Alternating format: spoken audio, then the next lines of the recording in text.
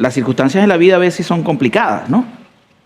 Pero el mismo apóstol Pablo hace referencia del soldado, ¿no?, que sirve fielmente para agradar a su Señor, o del atleta que se esmera, que tiene disciplina, ¿no?, o del sembrador que siembra y espera con confianza el fruto de su trabajo. Y brevemente quisiera mencionar acerca de los atletas, ¿no? En el año 2020, hay un ciclista que él se llama Remco Evenepoel, ¿no? Él es belga y a la edad de 20 años era uno de los ciclistas, aún a su edad, porque el ciclista promedio se va desarrollando y se va haciendo famoso después de los 26, ¿ve? Pero él con los 20 años era un gran prospecto. Y en una vuelta, en una carrera, se le llama vuelta, ¿no? Me gusta mucho el tema del ciclismo porque estuve muchos años trabajando con ciclismo. No lo practicaba mucho, pero me gusta. Él se cayó por un puente, iba en una etapa y se cayó por un puente. No fue que, sino se cayó, le pegó a la base del puente y cayó. Se lesionó varias partes del cuerpo, estuvo varios meses hospitalizado. Y en una entrevista le dice, no, voy a salir con más ganas. O sea, estaba totalmente, parecía una momia, vendado. No, voy a salir con más ganas y voy a luchar y tal. Y estos sufrimientos me van a hacer seguir adelante. Ya, gracias a Dios, Remco se mejoró. Y este mismo año, y sigue siendo uno de los grandes representantes del ciclismo mundial. Este mismo año, la vuelta más famosa a nivel mundial es la vuelta al Tour de France, la Vuelta a Francia. Y en la preparación para el Tour de France se vuelve a accidentar y se parte la clavícula. Eso fue como en marzo. Bueno, Remco Evenepoel hace como un mes empezó el Tour de France, quedó de tercer lugar, que terminó hace 15 días. Hoy hace 15 días terminó el Tour de France, él quedó en tercer lugar. Pero esta semana, en las Olimpiadas, él participó. Y participó primero en la competencia contrarreloj y ganó el oro.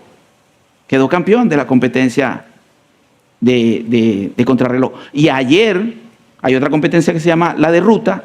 Ayer volvió a ganar el oro otra vez. No ganó las dos competencias de ciclismo más importantes de la Olimpiada. Él las ganó después de tanto sufrimiento. Y yo estoy seguro que este señor Remco tiene una pasión desenfrenada por el ciclismo. Porque superar todos esos obstáculos. Y es una pasión de hombre, ¿no? Y nosotros los latinos somos conocidos por ser apasionados también, ¿no? Pero tenemos como la mecha corta, se nos acaba la gasolina rápido. Somos apasionados por raticos. Y aquí, en la epístola de Filipenses, podemos ver a un hombre que vivía para Cristo. Su pasión era Cristo. Y no solamente era su pasión, era su deleite, era su gozo. Porque cuando el apóstol Pablo estaba preso o era perseguido, apedreado, latigado, él recibía aquello con gozo, porque sabía que estaba sirviendo a Dios. Cuando el Remco Evenepoel se lesiona, no, él seguía adelante. ¿Ve? Y si estas personas, como este ciclista Remco Evenepoel, tiene esa fuerza para superar los obstáculos físicos y emocionales, ¿cuánto más nosotros, que tenemos esta gran nube de testigos y esta cantidad de escritos en la palabra de Dios donde nos animan a seguir en la carrera? Y de eso es lo que vamos a leer hoy, ¿no? En el capítulo 1 de la epístola de Filipenses, yo la puse allí de todas maneras, vamos a leer del versículo 12 al versículo 26. Y dice: quiero que sepan, hermanos, que las circunstancias en que me he visto han redundado en un mayor progreso del Evangelio, de tal manera que mis prisiones por la causa de Cristo se han hecho notorias en toda la guardia pretoriana y a todos los demás. La mayoría de los hermanos, confiando en el Señor, por causa de mis prisiones, tienen mucho más valor para hablar la palabra de Dios sin temor. Algunos, a la verdad, predican a Cristo aún por envidia y rivalidad, pero también otros lo hacen de buena voluntad. Estos lo hacen por amor, sabiendo que he sido designado para la defensa del Evangelio. Aquellos proclaman a Cristo por ambición personal, no con sinceridad, pensando causarme angustia en mis prisiones. Entonces, ¿qué? Que de todas maneras, ya sea fingidamente o en verdad, Cristo es proclamado, y en esto me regocijo y me regocijaré, porque sé que esto resultará en mi liberación mediante las oraciones de ustedes y la provisión del Espíritu de Jesucristo, conforme a mi anhelo y esperanza de que en nada seré avergonzado, sino que con toda confianza, aún ahora como siempre, Cristo será exaltado en mi cuerpo, ya sea por vida o por muerte. Pues para mí el vivir es Cristo y el morir es ganancia. Pero si el vivir en la carne, esto significa para mí una labor fructífera, entonces no sé cuál escoger, porque de ambos lados me siento apremiado, teniendo el deseo de partir y estar con Cristo, pues eso es mucho mejor. Sin embargo, continuar en la carne es más necesario por causa de ustedes. Y convencido de esto, sé que permaneceré y continuaré con todos ustedes para su progreso y gozo en la fe, para que su profunda satisfacción por mí abunde en Cristo Jesús a causa de mi visita otra vez a ustedes. Que el Señor bendiga su palabra. Entonces, en esta porción que he leído, el apóstol, que ¿dónde se encontraba el apóstol en esos momentos? Estaba en la prisión, ¿verdad? Y él le escribe a ellos en la prisión, y él le escribe a ellos porque ellos, como ya se ha mencionado anteriormente, tenía aproximadamente 10 años que no lo veían, ¿verdad? Los filipenses envían, ¿a quién envían?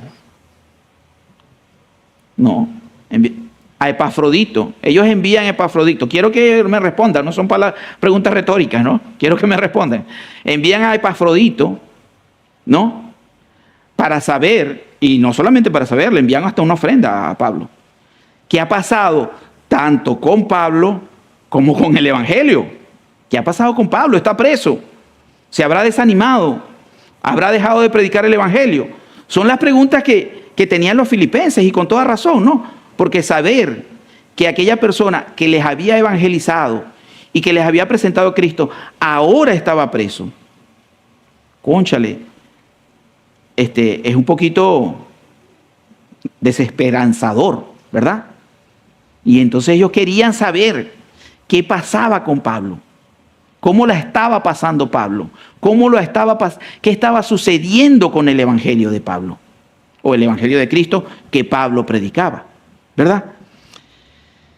Y Pablo, también hemos escuchado que una de las cosas que siempre nos roba el gozo son las circunstancias. Las circunstancias que nos rodean, ¿no? Y Pablo dice, quiero que sepan, versículo 12, hermanos, que las circunstancias en que me he visto, las circunstancias, estaba preso,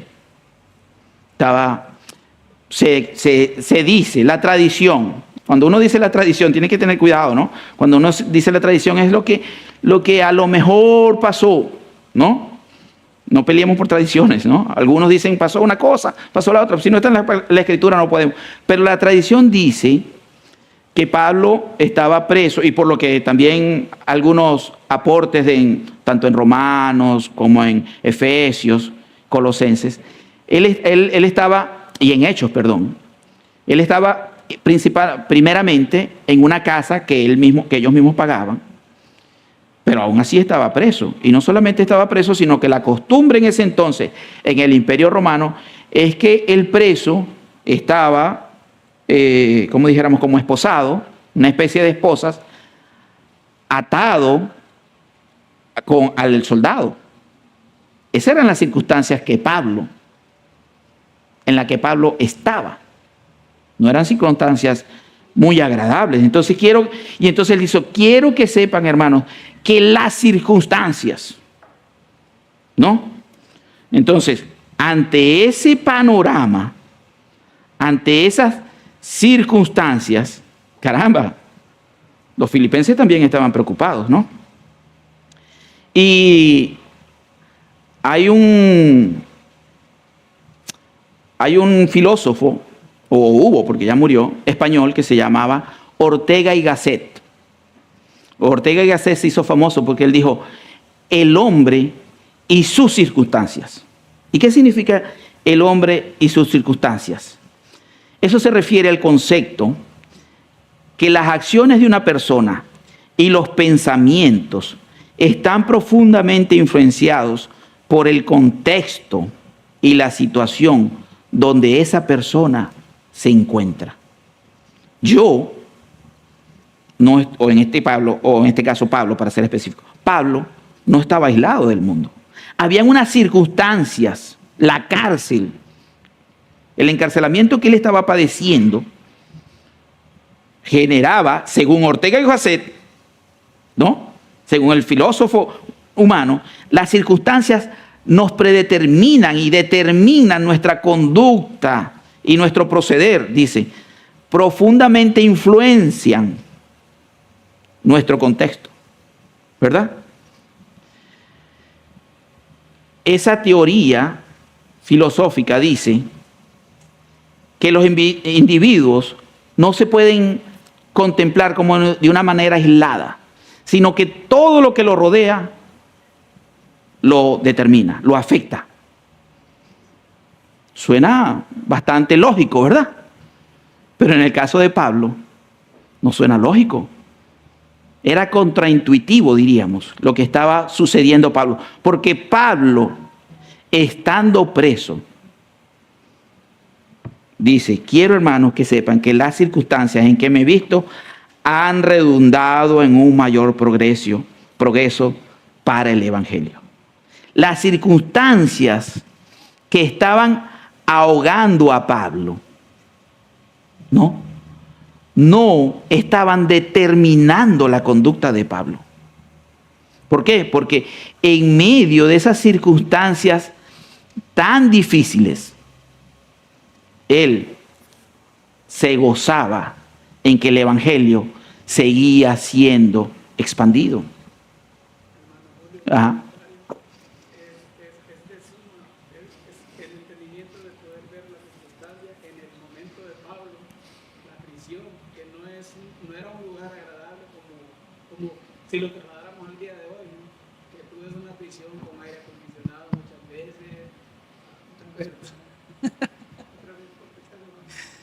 Sí, las circunstancias de Pablo eran un poco más difíciles y complejas. Estar atado a un soldado en una cárcel que es bastante deteriorada, no es una cárcel bonita. Y entender eso, como tú dices, el gozo de Pablo, de que luego, si lo pensamos ahora en día, los presos, si ves como esos grandes presos que hay, el Chapo, que dicen que está en un lugar muy especial, nada que ver. Pero lo que me lleva a pensar es la humanidad de Pablo. ¿Dónde está su corazón? ¿Dónde está su vida espiritual? Él no está viendo con los ojos carnales, mundanos. Está viendo de una manera muy espiritual. Claro. Un gran gozo. Y hay 16 referencias del gozo de Pablo en la carta de Filipenses. Y se conoce como la carta del gozo, estando preso. Y bueno, en los países de escandinavos, Noruega, Suecia, Suiza, ¿no? Que están al norte de Europa, ¿no? La gente cuando está presa es como vivir en un apartamento, ¿no? Tienen mucha libertad. Es más, Y claro, los niveles de delincuencia ya son bastante bajos, han cerrado cárceles, ¿no? A diferencia de nuestro país. Pero allá han cerrado cárceles y los tratan con bastante humanidad. Pero estar preso es estar preso. Y no era el caso tampoco de Pablo. Porque a pesar de que era tratado con cierta humanidad en ese momento, pero él estaba preso. Pero él en ningún momento está diciendo, cónchale, estoy preso. Qué buena broma, no vamos a poder predicar el evangelio. Mira que estoy preocupado, ¿qué habrá pasado con la gente de Corinto y los Gálatas? ¿Cómo qué? No. Las cosas, las circunstancias en que me he visto han redundado en un mayor progreso para el evangelio. No solamente eso, sino en Romanos 12:1 y 2 dice, hermanos, les ruego por las misericordias de Dios que presenten su cuerpo como sacrificio vivo, santo, agradable, aceptable al Señor, que es el culto racional de ustedes. Y no se adapten a este mundo, sino transfórmense mediante la renovación de su mente para que verifiquen cuál es la voluntad de Dios, lo que es bueno y aceptable y perfecto. No se adapten a las circunstancias. No se dejen influenciar por las circunstancias. Y eso es algo muy común en todos nosotros. Nos adaptamos a la cultura, una guerra cultural que hay hoy en día, ¿no? Para desechar todo lo que es moral y de buenas costumbres y la presencia de Dios en la vida de las personas para adoptar para construir un nuevo, son unas palabras tan divertidas, ¿no? Hacer un nuevo constructo social. Creo que así más o menos le dice. Pero Pablo dice, no, hermano, estas circunstancias adversas han servido más bien para la propagación del evangelio. Cuando Juan Bunyan, el escritor del Progreso Peregrino, él era un predicador reconocido. La gente le agradaba escuchar lo que decía Juan Bunyan. Y la gente iba y le escuchaba. Lo meten preso. Y entonces la cárcel daba con la calle. Y él empezó a predicar desde la cárcel. Y la gente afuera, en la calle, lo escuchaba. Vamos a ponerlo en el sótano. A ver qué va a hacer. Escribió el Progreso del Peregrino. Entonces las circunstancias son para la gloria de Dios. Evidentemente es mucho más fácil decirlo que hacerlo. Pero esa es la esperanza. Esa es la fuerza. Porque el señor Renco Ebenepul, al que me refería al principio, tiene una fuerza interna, una decisión, un deseo de triunfar que lo hizo superar sus lesiones y ganar estas medallas. El apóstol Pablo tenía el deseo inmenso de glorificar a Dios, de vivir para Dios. Pero nosotros tenemos algo, al igual que Pablo, que no tiene el señor Renco Ebenepul, que es la fuerza del Espíritu Santo. Porque si por mí fuera, estuviera en mi casa durmiendo ahorita. Pero el Espíritu Santo me impulsa y nos impulsa a todos a obrar para la gloria de Dios. Ahora, está de mi parte quedarme en mi casa durmiendo y está de parte de cada uno de nosotros el obedecer a Dios, ¿verdad? El tomar partido por la predicación del Evangelio a pesar de las circunstancias, como decía Pablo. Las circunstancias no son o no deberían ser una excusa, porque nosotros nos excusamos de las circunstancias, ¿verdad? Hay que trabajar, no tengo tiempo, tengo que dedicarle a mi familia. Todos tenemos circunstancias adversas. Y a lo largo de nuestra vida han pasado circunstancias que nos enfrentan. Pero precisamente la promesa del Señor, como lo dice aquí mismo en Filipenses, el que comenzó la buena obra en ustedes, la perfeccionará. De parte de Dios está el empuje para llevarnos a alabarle con nuestras vidas. De parte de nosotros está la decisión de ser usados como Pablo para la gloria del Evangelio. ¿Ok? Luego dice, Ya, porque... Entonces se presenta luego en el versículo, dice el 14, la mayoría de los hermanos, confiando en el Señor por causa de mis prisiones, tienen mucho más valor para hablar de Dios sin temor. Y luego va a decir que lo hacen por amor. O sea, el ejemplo de Pablo estaba sirviendo, ¿no? Ellos estaban en un reino inhóspito, el imperio romano era inhóspito a la predicación del evangelio. ¿Por qué? Porque había a los césares había que idolatrarlos como dioses. Y eso era contrario a la predicación del evangelio. Pero esas circunstancias, y cuando tú ves a alguien, y esa es la importancia de cuando uno ve a los líderes pujando en medio de la contrariedad o del enfrentamiento, tú dices, bueno, pero si este hermano puede, nosotros también podemos. Y eso pasaba con muchos hermanos, que dice Pablo. Dice que la mayoría de los hermanos, confiando en el Señor por causa de mis prisiones. La prisión de Pablo estaba sirviendo como ejemplo para dar valor a los demás. Y así no crea que cuando ustedes tienen una circunstancia adversa y están allí confiando en el Señor y están allí esperando en el Señor, wow, eso le impulsa a uno, ¿verdad?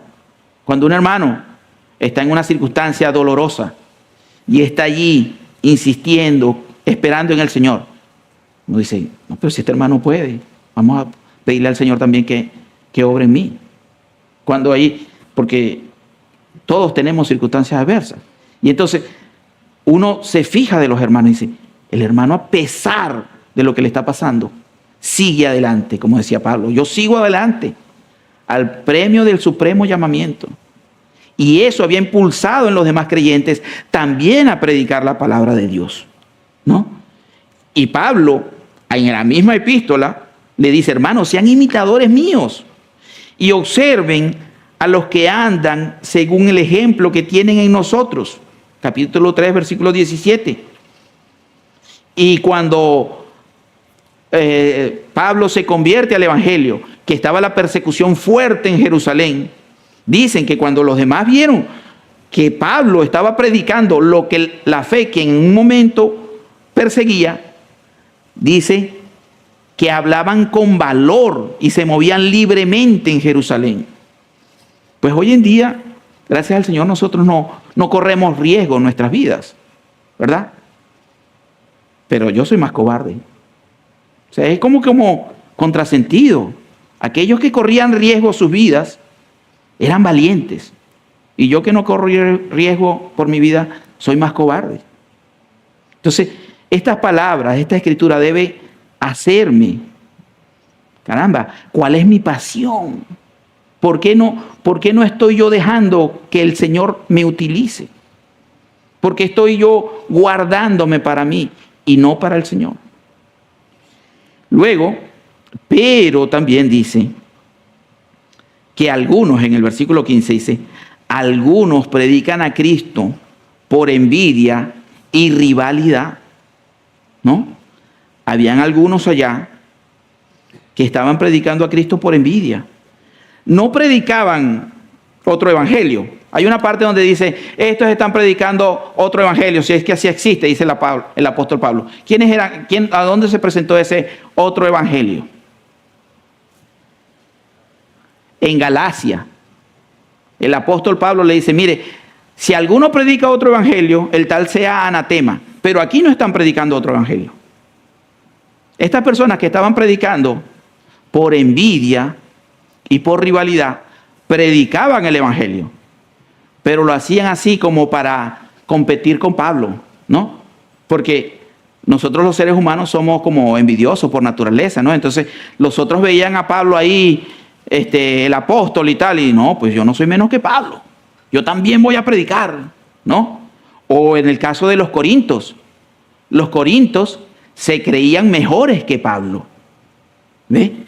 Porque los corintios, él les escribe y les dice, nosotros somos necios por amor de Cristo, pero ustedes son prudentes.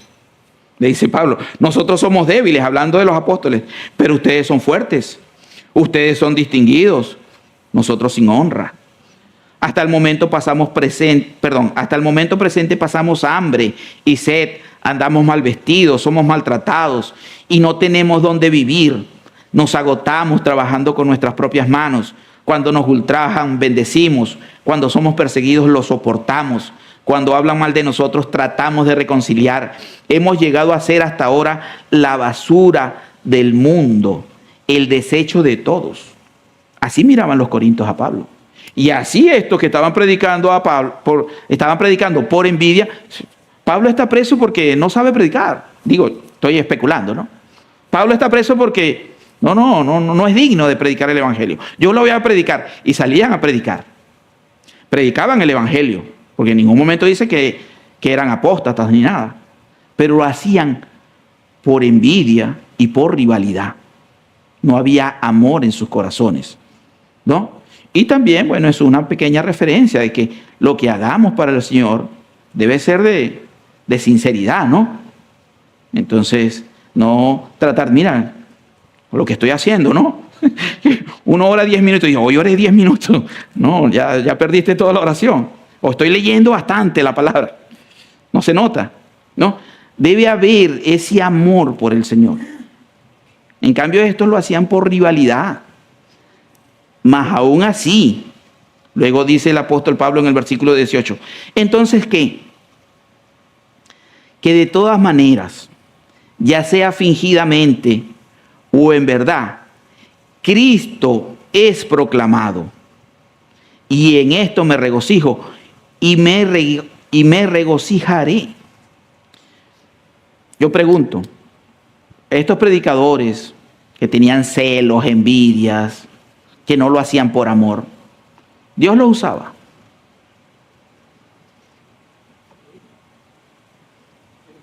¿Sí los usaba? ¿Por qué? Porque lo que estaba predicando el evangelio no era, claro, la intención del corazón de ellos era mala, pero era el evangelio. O de alguna manera alguien escuchaba, tal vez alguien con una mala intención del corazón podría convertirse, porque estaba escuchando la verdad. Claro. Porque esto lo hacían con un corazón. Aunque lo hacían con mal corazón, pues Dios los usaba. Es más importante el evangelio que el evangelizador. Es más importante la palabra que el que predica la palabra. Y aunque yo pudiera predicar la palabra por envidia o por rivalidad, la palabra no deja de ser la palabra. Y lo más importante es que los que escuchan son responsables ahora de la palabra. En muchas ocasiones nosotros conocimos a una persona, que se paraba ahí y daba unas enseñanzas fabulosas. Lamentablemente yo sabía que lo que decía no tenía nada que ver con su vida. Y no es fácil, porque uno ve a la persona allí, ¿no? Hablando de Dios y lo que había que hacer y tal. Y era un desastre. Y nos costaba bastante, ¿no? O sea, no es agradable eso. Pero le pedimos a Dios que escucháramos la palabra, cerráramos los ojos. Porque sabíamos que lo que él estaba diciendo no tenía nada que ver con lo que él vivía. Y uno es humano, ¿no? Entonces uno dice, no, este que viene a hablar es un hipócrita. Sí, pero la palabra del Señor tiene un efecto. No vuelve a mí vacía, dice el Señor. Y nosotros que escuchamos tenemos la responsabilidad de filtrar el personaje. Pablo mismo dice, no en una parte de no sé en qué libro también, pero dice, siendo yo de algo, no voy a ver que sea eliminado. y otros sean salvados y yo voy a quedar. Exactamente. Entonces, pedirle al Señor, o a veces, no, este no me cae bien, o no me gusta. A veces el estilo de predicar de una persona puede ser que no nos agrade. Eso es algo normal, ¿no? Entonces, pero pongamos atención a la palabra. La palabra no vuelve al Señor vacía. Y como dice el apóstol, Cristo, lo importante es que Cristo es proclamado. Ese era el propósito del apóstol. El gozo del apóstol es que a pesar de la prisión, a pesar de las circunstancias, a pesar de estos malos predicadores, Cristo es proclamado. ¿Ve? Y dijo, y en esto me regocijo y me regocijaré. ¡Wow! Preso, burlado por estas personas, porque lo que hacían era, y él dice acá, que lo hacen como para crearme una ofrenda, para crearme una carga, ¿no? Tal vez se reunían hasta con las autoridades. No, lo que pasa es que él está bien que esté preso, porque él no sabe predicar, ¿verdad? Estoy especulando. Todo, y él decía, me gozo, me regocijo y me regocijaré, porque Cristo es proclamado. ¿Ve? Ese es el propósito de nuestra fe, proclamar a Cristo como Salvador. Y ese debe ser el propósito de cada uno de nosotros.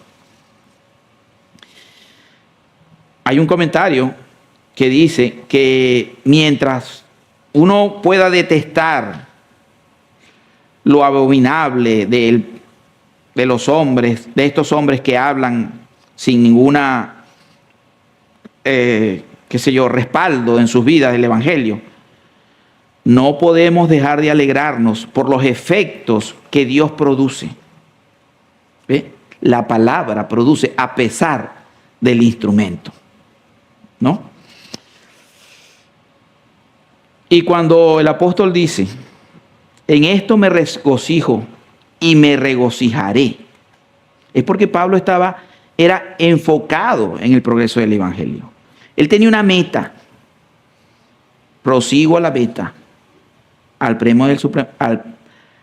premio del supremo llamamiento. Él tenía una mirada, pongo los ojos en Cristo, ¿no? Y el autor a los Hebreos nos invita a poner los ojos en el autor y consumador de nuestra fe. No, y Pablo dice, no somos ciudadanos de este mundo, sino que miremos las cosas que están arriba, porque las cosas que se ven son superficiales, son temporales, pero las cosas que no se ven son eternas. Nuestra esperanza está en el cielo. Si nuestra esperanza está puesta en los políticos o en un cambio, una mejora de la sociedad, es una esperanza vacía. No solamente por lo malos que son, sino porque perecerán. Pero el llamamiento del Evangelio es la vida eterna al Señor, al seguir al Señor Jesús. ¿Ve? A poner la mirada, como la puso Esteban, que en medio de esa circunstancia podía mirar al cielo. Cuando ponemos nuestra mirada en las cosas terrenales, bueno, la vida de Pablo. Pablo no ganó muchos millones de dólares, ¿no? Prisiones, latigazos, cárcel, naufragios, preso en Jerusalén, preso en Filipo, preso en Cesarea, ¿no?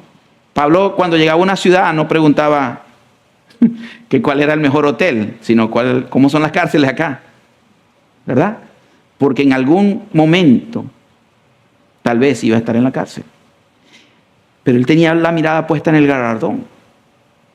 Y así nosotros estamos llamados a tener la mirada puesta en el galardón y a honrar el Evangelio. Y él luego dice en el versículo 19, porque sé que esto resultará en mi liberación. Algunos dicen que bueno, que tal vez Pablo iba a ser liberado de la cárcel. Eso es lo más comúnmente que se escucha, que él fue liberado y luego fue vuelto preso otra vez. La verdad que no hay nada escrito en la palabra de Dios sobre el respecto, ¿no? Entonces, otros dicen que bueno, la esperanza liberadora de estar con el Señor, ¿no? No sabemos a qué liberación específicamente estaba hablando Pablo, pero sí sabemos que él fue liberado cuando llegó al cielo, ¿no? ya no estamos sujetos. Este cuerpo se va desgastando, pero el hombre interior se renueva cada día. Y esa era la esperanza que tenía el apóstol Pablo. Y luego dice, como siempre, Cristo será exaltado en mi cuerpo, ya sea por vida o por muerte. ¿Verdad? El apóstol dice que nadie lo tengan por insensato. Y empieza a relatar todas las cosas que él sentía por los corintios, en muchos trabajos, en muchas cárceles, en azotes sin número de veces, con frecuencia de peligros de muerte. 5 veces he recibido de los judíos 39 azotes. 3 veces he sido golpeado con varas. 1 vez fui apedreado. 3 veces naufragué. He pasado una noche y un día en lo profundo, con frecuencia en viajes, en peligros de ríos, en peligros de salteadores, peligro de mis compatriotas, peligro de los gentiles, peligros en la ciudad, peligros en el desierto, peligros en el mar, peligros entre falsos hermanos, en trabajos y fatigas, en muchas noches de desvelo, en hambre y sed, con frecuencia sin comida, en frío y desnudez. Además de tales cosas externas, está sobre mí la presión cotidiana de la preocupación por todas las iglesias. ¿Quién es débil sin que yo sea débil? ¿A quién se le hace pecar sin que yo no me preocupe intensamente? Si tengo que gloriarme, me gloriaré en cuanto a mi debilidad. El Dios y Padre del Señor Jesús, el cual es bendito para siempre, sabe que no miento. En Damasco, el gobernador, bajo el rey Aretas, vigilaba la ciudad de los damasenos con el fin de prenderme. Pero me bajaron en un cesto por la ventana de la muralla y así escapé de sus manos. Segunda de Corintios 11, 16 al 33. ¿Ve? Y él dice, sea por vida o por muerte, Cristo sea glorificado.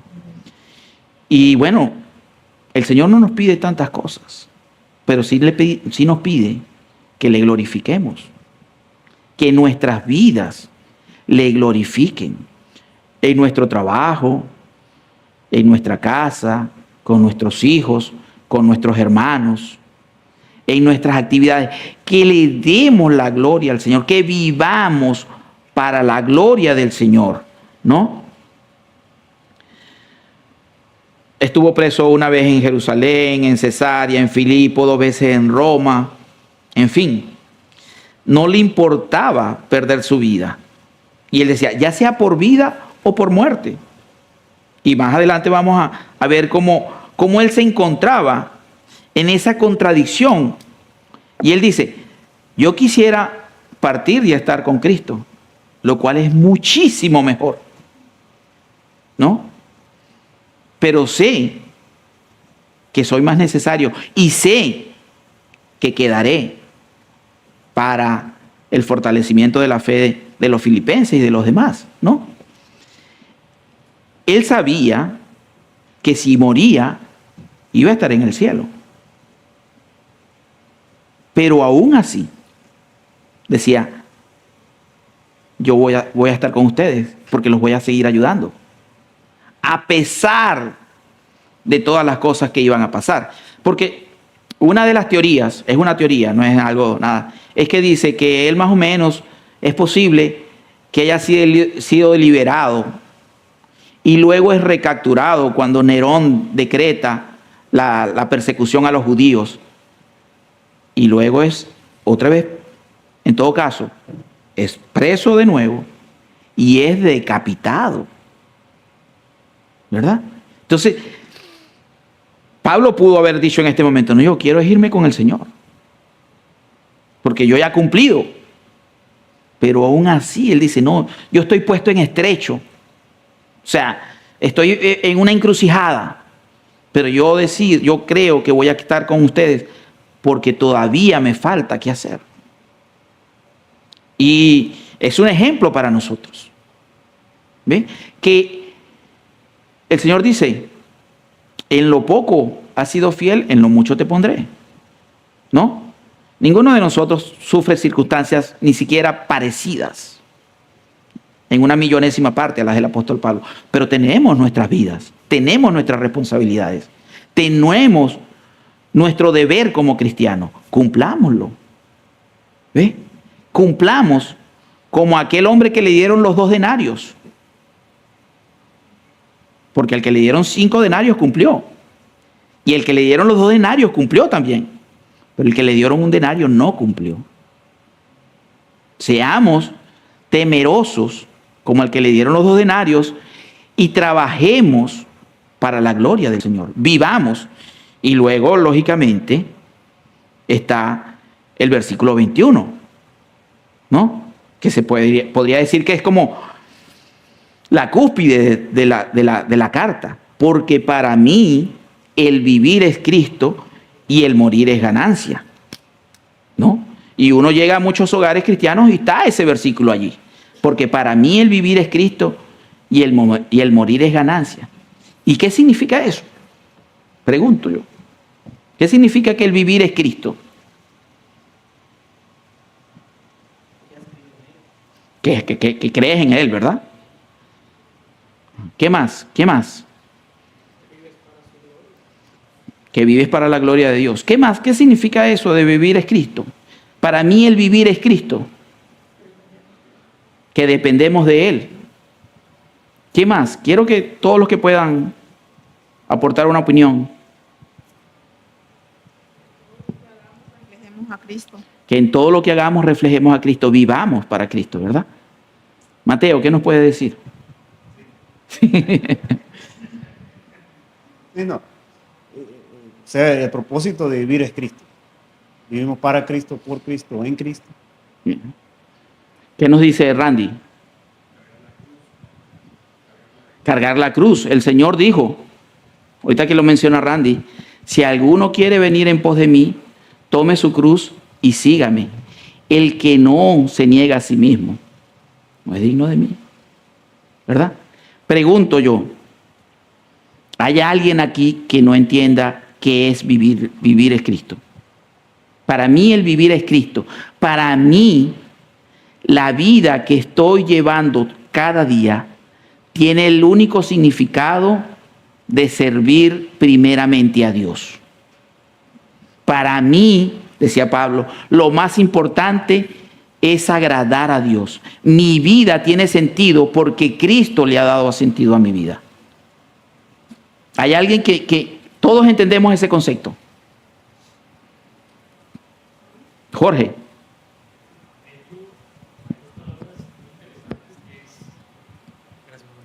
De hecho, hay dos palabras muy interesantes que es vivir y morir.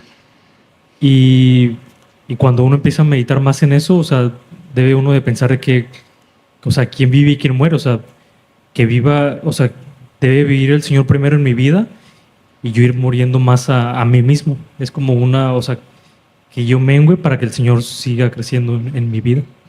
Parafraseando a Juan, es necesario que yo mengüe y que Él crezca, ¿verdad? Bueno, eso debemos hacerlo. Eso que todos entendemos, debemos hacerlo. Debemos vivir para Cristo. Y el morir es ganancia. ¡Wow! No, pero mira, las cosas que yo tengo pendientes. El morir es ganancia porque Pablo anhelaba estar con el Señor.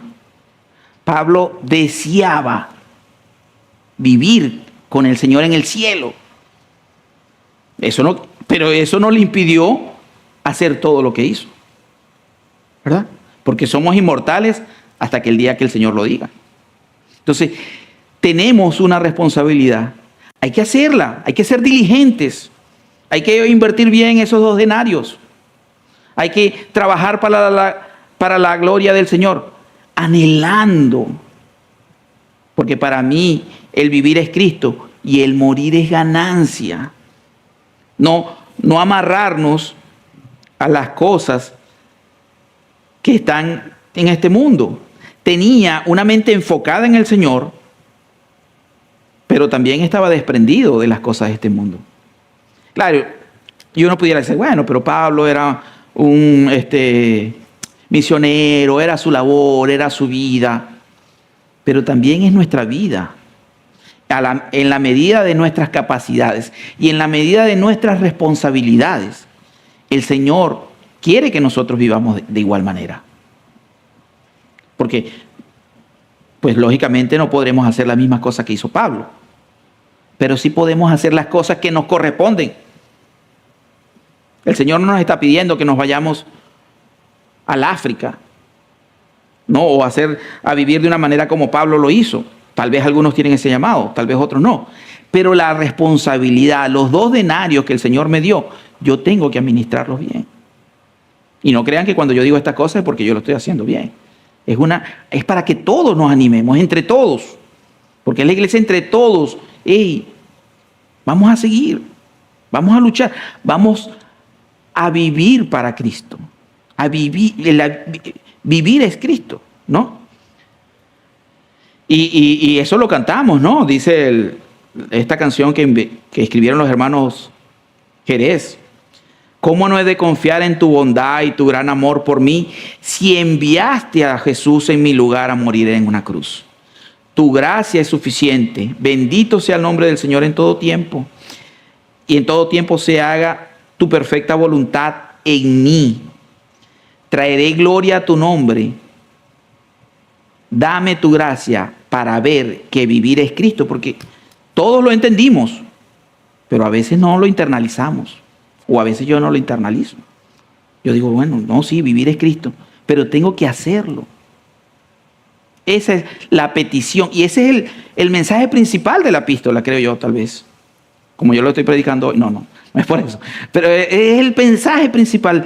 Vivir es Cristo y el morir es ganancia. Si nosotros tenemos esa visión, si nosotros seguimos bajo esa óptica, nuestra vida será diferente. Cambiarán muchas cosas. Y sobre todo será para la gloria de Dios. El Señor, como dije anteriormente, quiere obrar en nosotros. Dejemos que el Señor obre. Obedezcámosle, ¿no? Y bueno, luego dice, pero si vivir en la carne, esto significa para mí una labor fructífera, entonces no sé cuál escoger. Porque de ambos lados me siento apremiado, teniendo el deseo de partir y estar con Cristo, pues es mucho mejor, que fue lo que mencioné anteriormente, ¿no? Que Pablo estaba en esa encrucijada, porque no sabía, pero conocía que él iba a permanecer. Y él lo dice luego en los versículos 24 y 25 y 26. Yo sé que permaneceré. ¿Ve? Hermanos, en resumen, para mí el vivir es Cristo y el morir es ganancia. Que no sea un letrero en nuestras casas, que no sea un versículo que lo utilizamos así como una comodilla, sino que sea que pongamos al Señor, nos pongamos en oración y pidámosle al Señor, Señor, que mi vida sea Cristo, obra en mí, y que anhele yo, como anhelaba el apóstol Pablo, partir y estar con el Señor, lo cual es muchísimo mejor. Pero lógicamente, ¿no? Si nosotros anhelamos eso, ¿cómo nos vamos a presentar delante del Señor? El Señor a cada uno de nosotros nos dio 2 denarios o 5 denarios o 10 denarios, dependiendo de la capacidad de cada cual. ¿Qué cuenta vamos a dar delante del Señor? Pero llevémonos este versículo y que el Señor nos ayude para que crezcamos en la vida espiritual. Vamos a orar. Padre, cuando tú nos hablas por medio de tu palabra, nos das indicaciones claras de lo que quieres en nuestras vidas y de la ruta que hemos de seguir. Así como el apóstol Pablo vivió una vida para ti, queremos pedirte, Señor, que doblegues nuestro ser para entregarnos de lleno a ti, que como tú prometes, obres en nuestras vidas, en nuestra santificación, en el acercarnos más a ti, en vivir por Cristo, para Cristo, en Cristo, anhelando el más allá que está contigo por siempre. Y entonces, Señor, necesitamos de tu dirección, necesitamos de tu guía. Perdona nuestras fallas, perdona nuestras ofensas, pero sabemos que tú quieres llevarnos cada día más cerca de ti. El mismo apóstol Pablo les dice anteriormente a los filipenses que él ora para que crezcan en amor, para el conocimiento tuyo y el discernimiento de tu voluntad. Señor, que eso sea una verdad en nuestras vidas. Gracias por esta reunión. Ahora el servicio que comienza en un ratito, que podamos adorar y alabarte libremente y glorificar tu nombre, porque tú eres bueno y tu misericordia es para siempre. Nos encomendamos a ti por tu Hijo Jesucristo. Amén. A las 12 comienza el servicio, entonces estamos despedidos por 15 minutos.